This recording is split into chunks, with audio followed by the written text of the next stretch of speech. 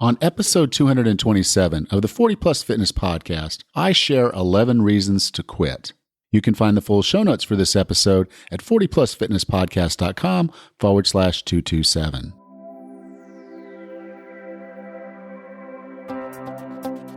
Have you decided you're ready to make a change?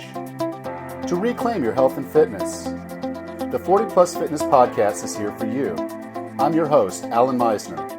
I'm an NSAM certified personal trainer with a specialization in corrective exercise and fitness nutrition.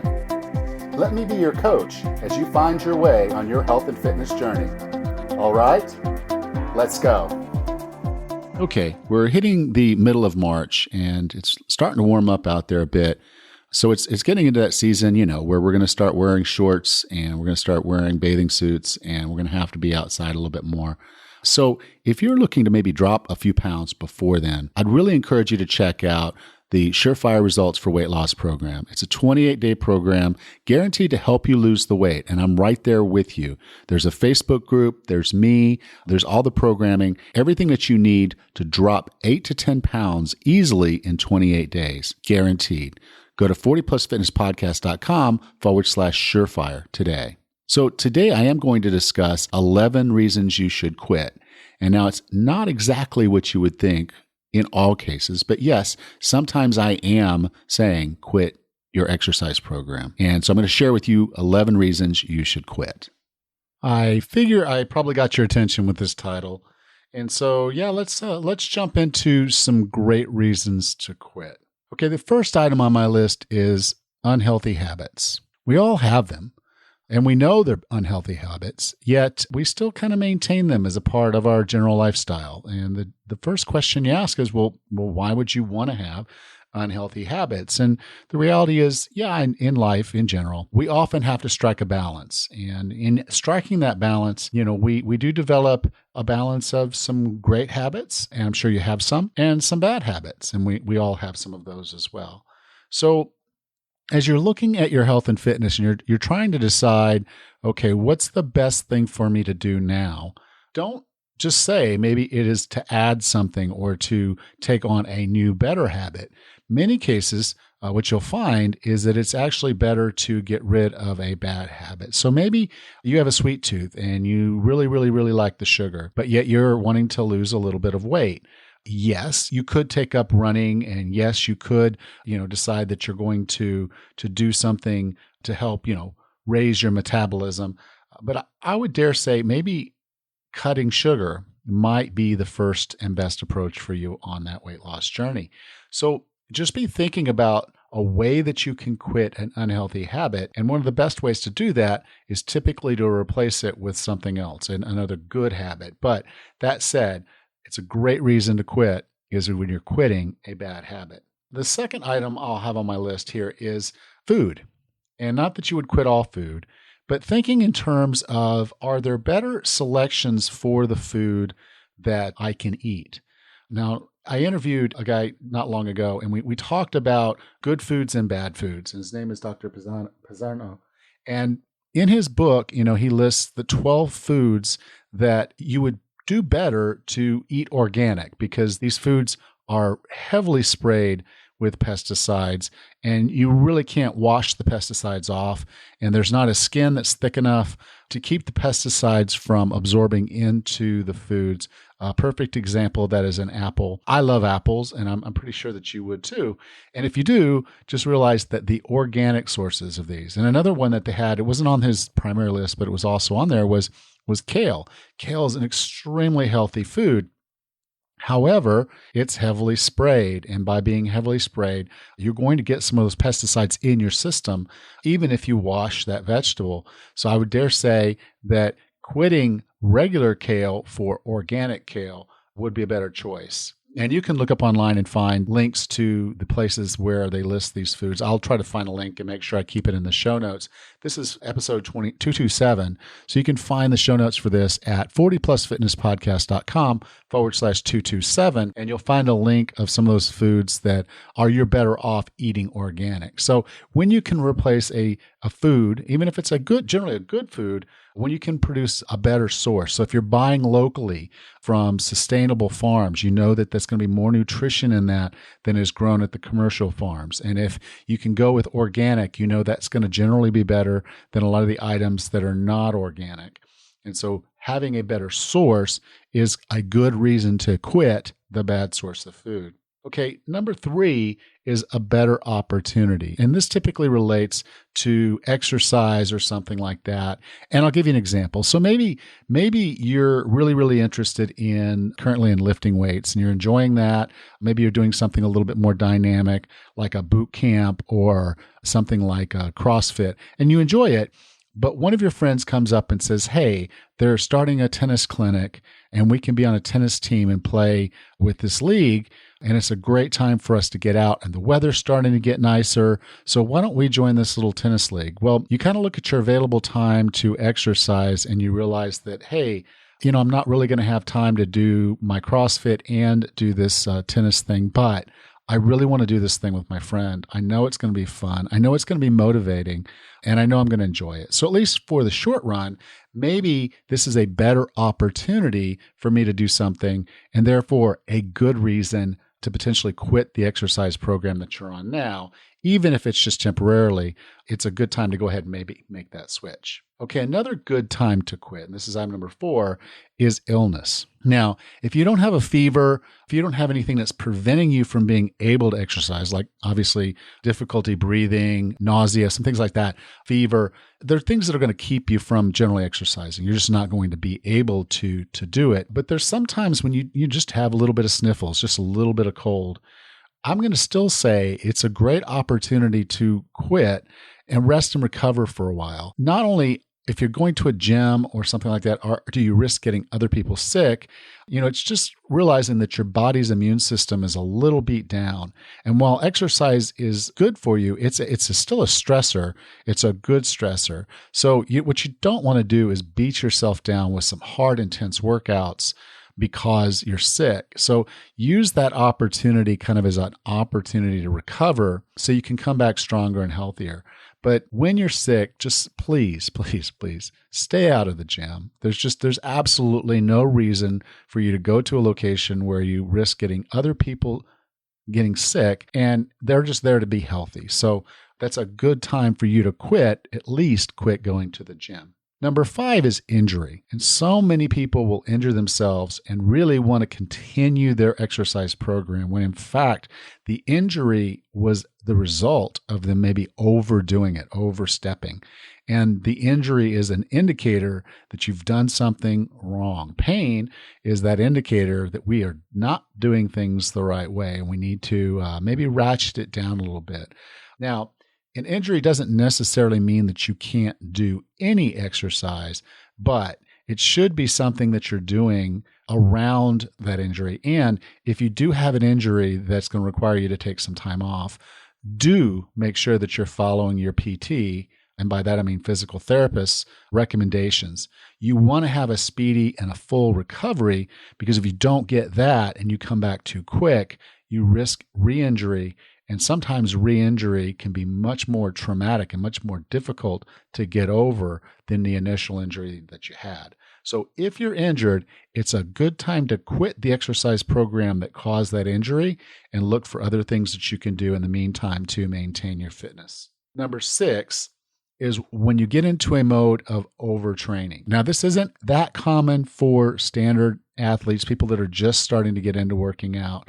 But there are times when we really kind of go a little overboard and we're not giving our body adequate time to recover. So someone who decides, okay, I'm going to take up this exercise program and I'm going to go in and I'm going to do this weight circuit, and they're doing that same weight circuit every single day. And there are people that do that, and I hope you're not amongst them. But if you are, realize that you risk a situation where you're overtrained, where the adrenal fatigue of the stress that you're putting on your body eventually just does not let you recover at all. So while you're taking the time off, between the workouts from, say, day to day, that's not enough time for your body to fully recover.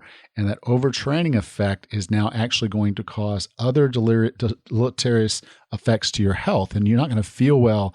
You're going to know something's just not right. Now, you may not equate it to your exercise because you feel just fine while you're exercising, but you're doing some very bad things to your body. And so if you start getting some of the symptoms of overtraining, which means, and typically the best one I tell you to look for is if you're having difficulty sleeping all of a sudden, or you're feeling lethargic at other times away from your workout, that might be an indicator that you're overtraining and you need to back it out and maybe take some time off. So if you're overtrained, it's a good time to quit and give yourself a break. Okay, another good reason to quit, number 7, is when you have a change in priorities. I had a trainee I worked with for a while, and she was lifting weights and she was seeing really good results, but she just kind of felt like, hey, it's time for me to kind of make a change. I'm just not as excited to go into the gym and lift, and I just really want to do something else. So she started taking up some more of the general group classes and found that those were very enjoyable. And I think that's a very important component to your working out is, one, you have a vision, so you know why you're doing what you're doing. But sometimes it's just good to mix in a different paradigm, a different thing, different modality, so that you're getting a little bit more balance in your life, a little bit more balance in your program. And here's the cool thing of it. If you do this periodization, you take this break, if you do go back to working out again, you're going to find that you bounce back very, very quickly, and you really haven't lost that much fitness effect once you get in there. So, if you're finding yourself just not motivated and you want to try something else, your priorities have changed, or maybe your vision has changed, this is a good time to quit what you're doing and do something else. Another great time to quit is when you have no self-control. So if you find yourself, okay, every morning, when I go to a certain office for a company, I know their break room is going to have all kinds of breakfast stuff, donuts and crap. It's just crap, to be honest. I know that's going to be in their break room. I know it's going to be in that break room. And so I consciously make a point of not going to that break room. I'll even go as far as to go to a different floor to get coffee just so I can avoid what's going on there. Number 9, another great reason to quit is when you're doing an elimination diet. Now, an elimination diet is basically when you eliminate foods that typically give people issues.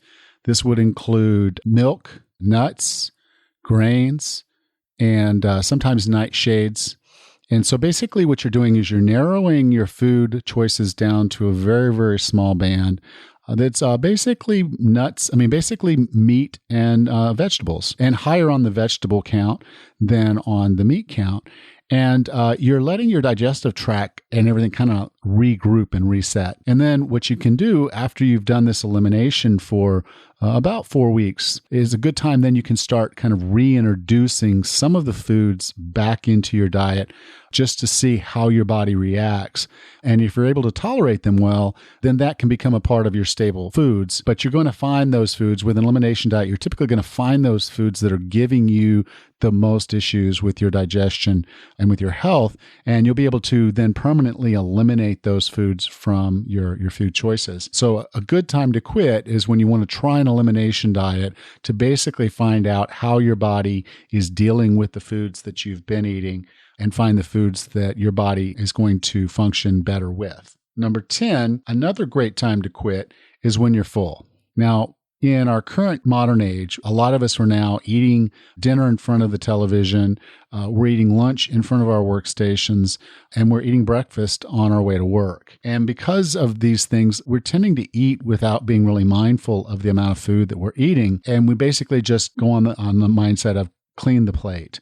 And in many cases, we do that so fast, we don't recognize that we've eaten enough. We may even go and get seconds on some things just because it's convenient, it's right there, it's easy. And in fact, we've eaten past the point of full, but we haven't really given our body the opportunity to let the hormones ghrelin and leptin do their thing to let us know that we've had enough food and we are, in fact, no longer hungry. So eat a little slower.